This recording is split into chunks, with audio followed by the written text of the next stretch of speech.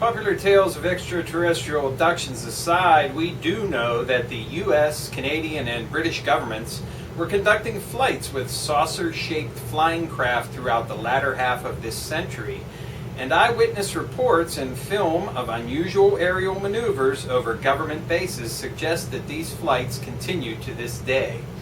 In recent years, thousands of people have trekked into the Nevada desert to watch the lights of quote-unquote impossible aircraft dancing in the sky above the U.S. military installation variously called Dreamland, S4, and Area 51. That's a snippet from Casebook on Alternative 3, UFOs, Secret Societies, and World Control by Jim Keefe. Hello and welcome to another edition of the Stench of Truth. I just want to remind everybody that my radio show, which focuses on the paranormal and conspiracies, is also called the Stench of Truth radio show, is on InceptionRadioNetwork.com every Friday from 7 to 9 p.m. Eastern Time. It also now is being broadcast on TalkStream Live, so if you prefer that venue, please go check it out.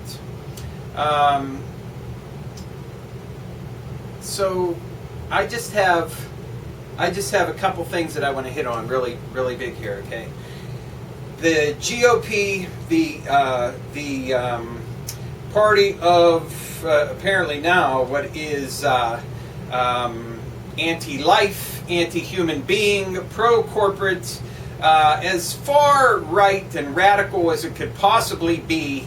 So far, so right that you can't even possibly imagine it in any other place except a fantasy land, which is what the United States has become, and the world, for that matter, is still harping on the idea of regulations and taxes being such hindrances to the economy.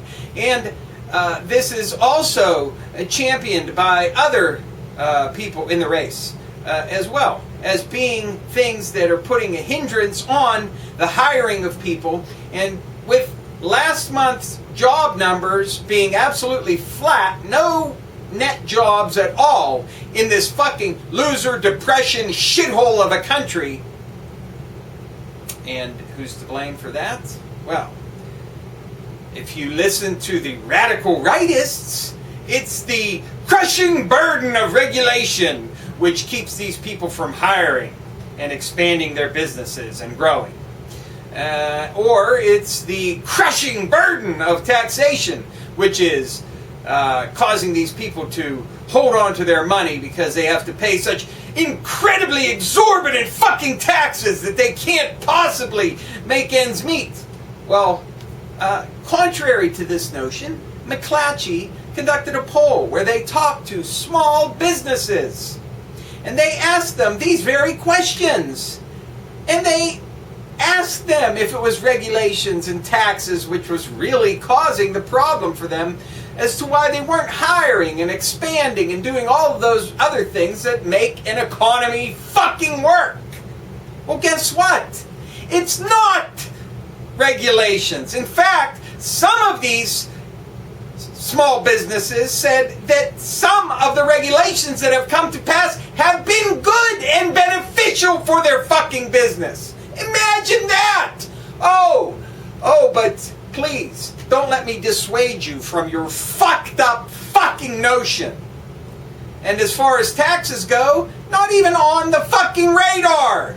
You know what the problem is for all the small businesses out there?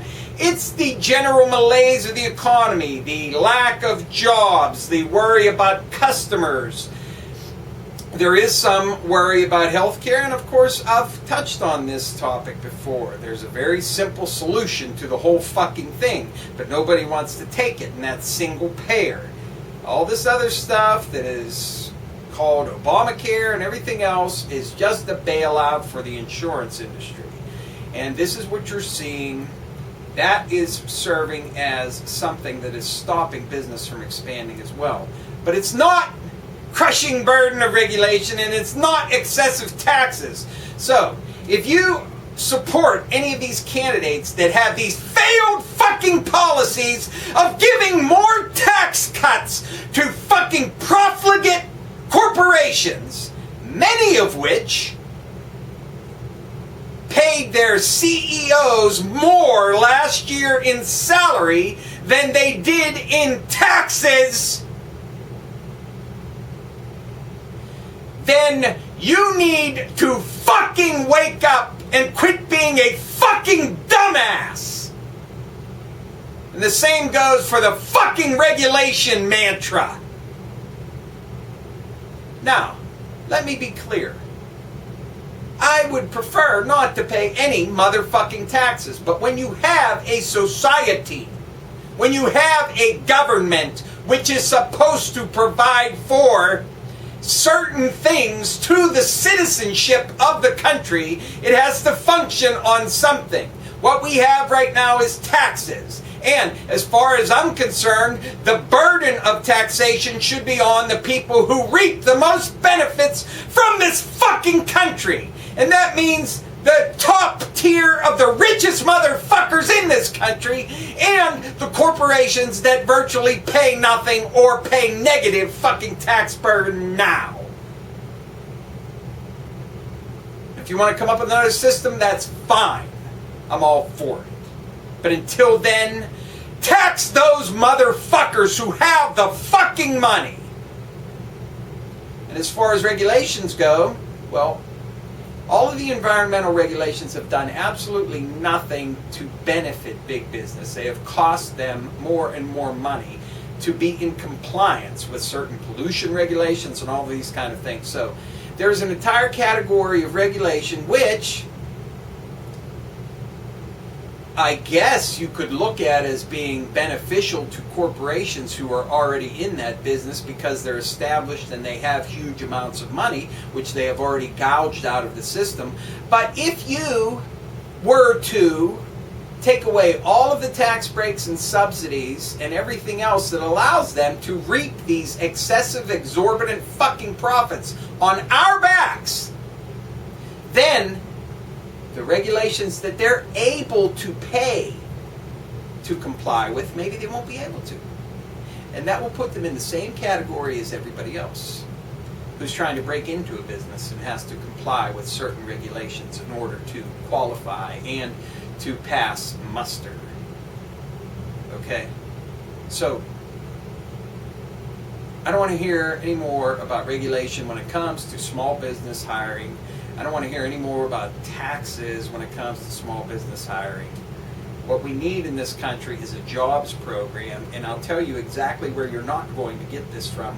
You're not going to get it from the radical rightists who only thing in their entire arsenal is give more money to the rich and more money to corporations. And you're not going to get it from Obama, Barry Soetoro, who will finagle anything that he does to benefit Wall Street.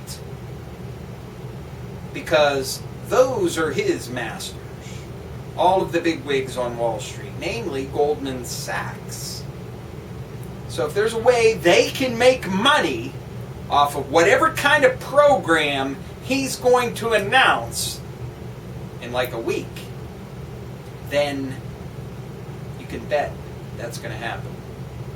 So, surprise, surprise, taxes and regulation are not hindering hiring and growth of business. It's the crushing depression which is doing it. That is the single biggest cause of everything. So, I just wanted to clear the air on that. Now, I'm going to tack on to the end of this video a little jaunt that I made to a local cemetery where I found a rather interesting bit of information. So, thank you. Good night. All right, here we are. We're at United Cemeteries right now, and I've always been very curious about this pyramid monument that they have here at this place. So I came up here today to take some pictures and to do some video shooting. Now, pan over to the pyramid. Now, first thing you should notice here is the seal, okay? Now, can you zoom in? Press up on the, there's that little thing right in the middle. Press up, it should zoom in, okay? Zoom in on that. You see that there's the cross inside the crown, okay? Several different significances for that. Also, the wreath, okay? And the legend, dead with Christ, okay? Now they have down here pages of a Bible, the Holy Bible open with the names of people that that can be inscribed here, and I guess this is like the Book of Life or something to this effect, okay? And you can see here, if you can zoom in on that. Can You're you making see a the name? shadow. Can you see the name I can. at all? Mm-hmm. It says Chaz T. Russell, age 64, okay? What really surprised me more than anything else is that Charles Taze Russell is buried here in this cemetery. And that's why we have this pyramid monument here. It's a dedication to the Jehovah's Witnesses. If you come around to the other side here, you will see that they have the legend on this side. This is the Watchtower Bible and Tract Society, and that's one of the symbols that they use, okay? But it also has other symbolism as well. You'll notice that the capstone is in fact on this pyramid. It's not missing. There are other pages on each side of this pyramid, but no other names inscribed. There was a second name on the other side there underneath Charles Russell. Same thing on this side here. You can see Risen with Christ on this side. And there are a couple names here that are hard to make out, but it looks like people have done some rubbings on here. That might be why it has the scratch works on it. So right now, I'll take you over to the grave of Charles Taze Russell in a moment, and we'll take a look at that. But I'm going to have my cameraman is going to swing over and give you a view of the Masonic Lodge here in Pittsburgh. This is a very large Masonic building, a Masonic Lodge. It's the Greater Pittsburgh Masonic Center. And while you can't see very much regalia or anything on the outside of it, you see that little emblem on the side, the circle there? Can you zoom in on that? The one where the two peaks of the roof come up together. You can see the Masonic symbol there. So you can swing the camera down and take a look at the actual sign down there, Greater Pittsburgh Masonic Center. Zoom that in a little bit if you can. And zoom back out, back to me, and then we'll go over and take a look at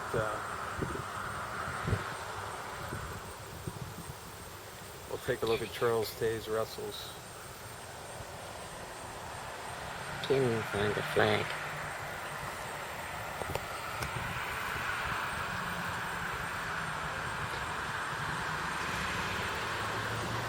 Did you get it?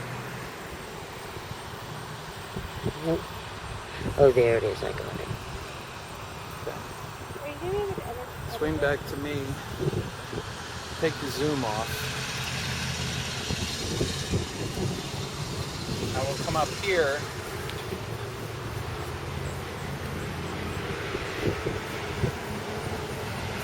Just another little bit of trivia before we make our way over to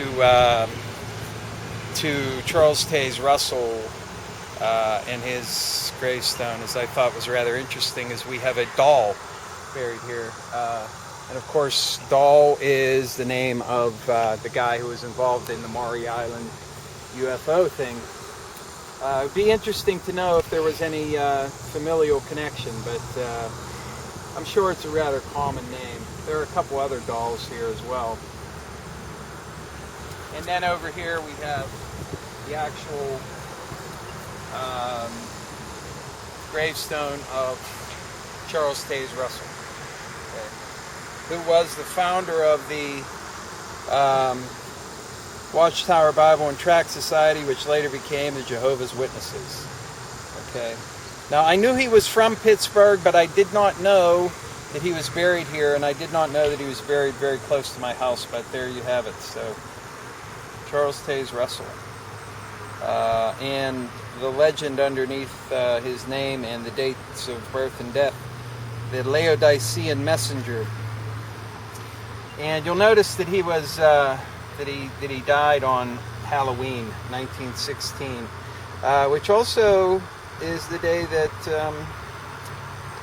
not 1916, but the same day. Halloween is the same day that Harry Houdini died as well. So we'll have to do a little bit more exploring in this cemetery, because I think we might find some other very interesting things if we do that. But there's some pretty interesting stuff here. And the fact that the founder of the Jehovah's Witnesses is here is rather significant in and of itself, with the pyramid as well, being something that is very noticeable, and it's right on the promontory of the hill. When you come up here, you see it's first thing. I've noticed it for a long time, and this is the first chance I've had to come up here and take a visit, so I guess that'll do for now. So.